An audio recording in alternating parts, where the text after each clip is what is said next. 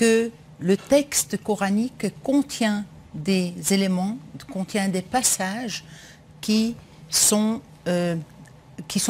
comme contenu la violence.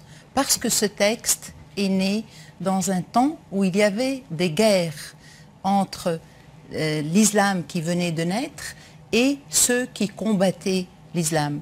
Quand on fait une lecture à la lettre de ce texte qui depuis est resté figé de cette sorte, il existe effectivement le danger qu'on applique à la lettre, donc qu'on devient violent.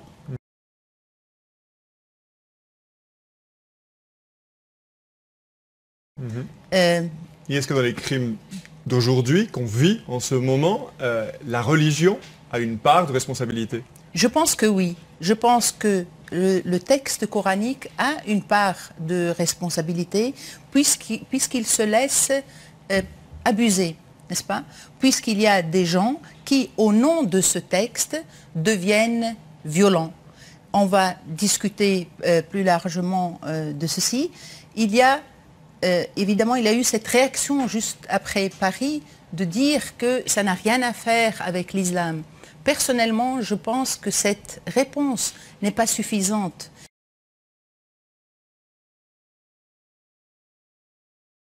Il faut pour nous, musulmans, qui ne prêchent pas la violence, qui veulent que cet islam devienne humaniste, s'adapte à notre temps, il faut qu'il y ait un débat entre nous à propos de ce texte.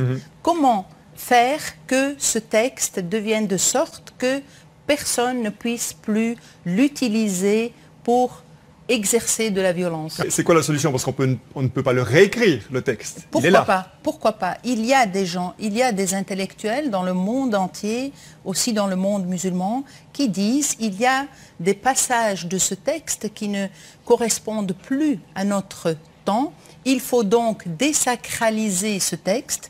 Qu'est-ce que ça veut dire? Ça veut dire le considérer comme tout texte littéraire, en faire une analyse critique, une analyse historique, linguistique aussi, et voir quels sont les obstacles que nous avons avec ce texte aujourd'hui, quelles sont les choses qui, parce qu'elles datent du 7e siècle, qui aujourd'hui, au 21e siècle, ne correspondent plus à nos besoins, à nos aspirations, à notre vie du 21e siècle. Désacraliser, réécrire.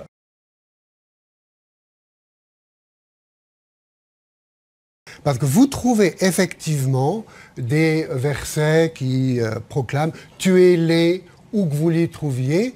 Le problème, c'est qui est le les? C'est évidemment des traîtres. C'est au moment de Médine que ces versets ont été rédigés. Donc il faut les remettre dans son contexte, dans leur contexte, ces versets. Je pense que l'État doit s'occuper de toutes les religions et éviter les dérives islamistes.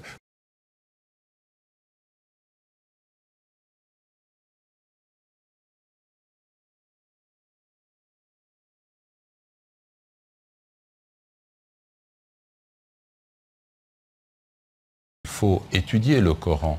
Mais est-ce qu'il ne faut pas moderniser sa lecture? Écoutez, interpréter le texte, là, c'est toujours le fait de l'être humain qui approche un texte qui est effectivement sacré.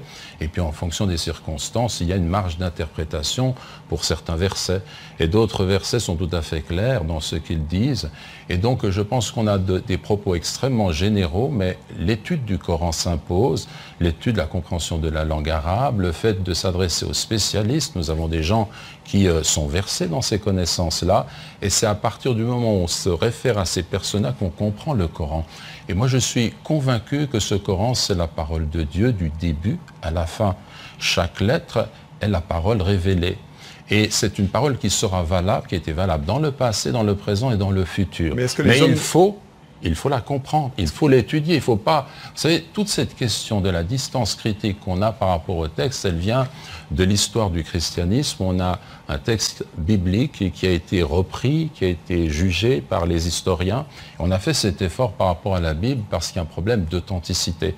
Dans l'islam, on n'a pas avec le Coran de problème d'authenticité. Pour nous, du début jusqu'à la fin, c'est vraiment le même livre. Et si vous ouvrez le Coran en Indonésie, où c'est une majorité de musulmans qui s'y trouvent, ou en Afrique ou ailleurs, c'est toujours le même livre.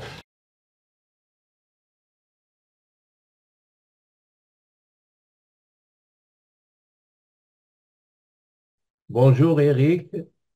Suite à la vidéo à la présentation qu'on vient de voir, que penses-tu des différents intervenants et de leur position? Alors, j'ai bien aimé ce qu'a dit Saïda Keller-Messali. Elle affirme qu'effectivement, dans le Coran, il y a des textes violents et elle propose de faire avec le Coran ce que nous faisons avec la Bible, c'est-à-dire contextualiser ces textes pour mettre le texte au goût du jour. Mais ce que je ne comprends pas très bien, c'est qu'il me semble que avec le Coran, cela n'est pas possible. En tout cas, c'est ce que je crois savoir. Alors, qu'en penses-tu? Alors, le dogme musulman considère le Coran comme la parole d'Allah. Il y a une différence avec la Bible. Dans le Coran, il n'y a pas d'inspiration. C'est le Coran est la parole d'Allah qui a été transmise telle qu'elle à Mahomet qui n'a fait que la répéter. Et pour cela, dans le dogme musulman, la parole d'Allah est considérée comme inaltérable, éternelle, explicite et valable en tout temps et en tout lieu. Et Oui. justement, Saïda Keller-Messali fait partie de cette nouvelle branche de l'islam qui veut adapter l'islam à notre époque et qui préconise de s'affranchir de ce dogme. Oui. Moi, ce que je comprends aussi, c'est que le pasteur qui parle après, lui, alors directement applique au Coran ce que nous appliquons à la Bible. C'est-à-dire, il resitue le texte dans l'histoire et puis il dit, ben, c'était au 7e siècle, mais c'est plus pour maintenant. C'était lors de certains conflits, mais maintenant, il n'y a plus ces conflits. Donc, il, il contextualise le texte, mais apparemment, Annie Ramadan dit que ça, c'est pas possible. Alors voilà, si tu veux, le pasteur ne va pas jusqu'au bout de sa logique en disant qu'il faut contextualiser le texte et mettre les préceptes de l'islam dans leur contexte du 7e siècle en Arabie. Cela signifie qu'il devrait conclure par la nécessité de les considérer aujourd'hui comme caducs, comme en tant que préceptes, comme abrogés. Ouais. D'accord? Mais quand on entend Annie Ramadan, on découvre que pour lui, chaque lettre, chaque mot du Coran, c'est parole d'Allah. Donc, on ne peut pas en enlever une bribe. Et puis, avec cela, lui dit que certains textes peuvent être interprétés, d'autres pas. Et il dit qu'il faut presque des savants pour expliquer le Coran.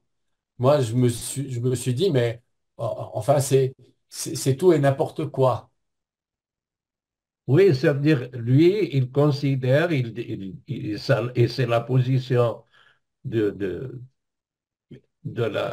l'immense majorité, pour ne pas dire la totalité des savants musulmans, que le Coran est gardé intégralement tel qu'il a été transmis à Mahomet par l'ange Gabriel. Donc chaque mot est bien de Dieu. On ne peut pas soustraire le moindre mot du Coran. Et par conséquent, il est valable en tout temps et en tout lieu. Les préceptes qui ont été transmis à Mahomet sont valables en tout temps et en tout lieu. Donc, ces préceptes violents sont valables en tout temps et en tout lieu. Exactement, il ne le dit pas parce que lui, dans l'émission, il ils pratiquent en fait la taqiyya en disant qu'il n'y a pas de précepte violent dans le Coran. Qu'est-ce que tu veux dire par la taqiyya? Ça veut dire, la taqiyya, c'est quand on est dans un pays qui n'est pas musulman, on a le droit de mentir par omission. Alors lui, il dit qu'il n'y a pas de versets violents dans le Coran. Il n'y a que des versets, quand la violence est prescrite, elle n'est que défensive. Ouais. Mais ce qui me semble, c'est que euh, lorsque, si on en vient à aujourd'hui, à ce qui se passe dans le monde, euh, ceux qui commettent des attentats, ceux qui tuent au nom d'Allah, sortent les versets du Coran en disant, mais voilà, c'est marqué dans le Coran et c'est au nom d'Allah qu'on le fait.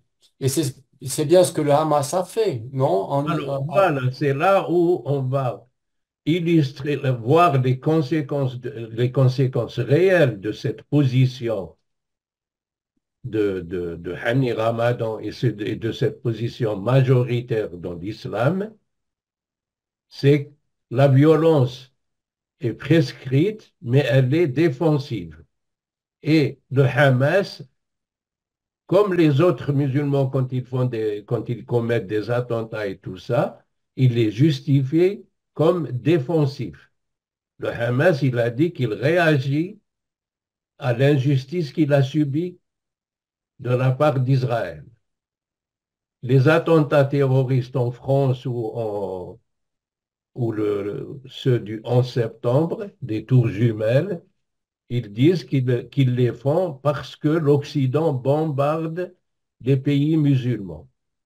Mhm. Donc D'accord. c'est cette ambiguïté qu'on va expliquer à travers des exemples concrets dans la prochaine vidéo. Ok, alors on va regarder cette vidéo, je me réjouis de la voir. D'accord?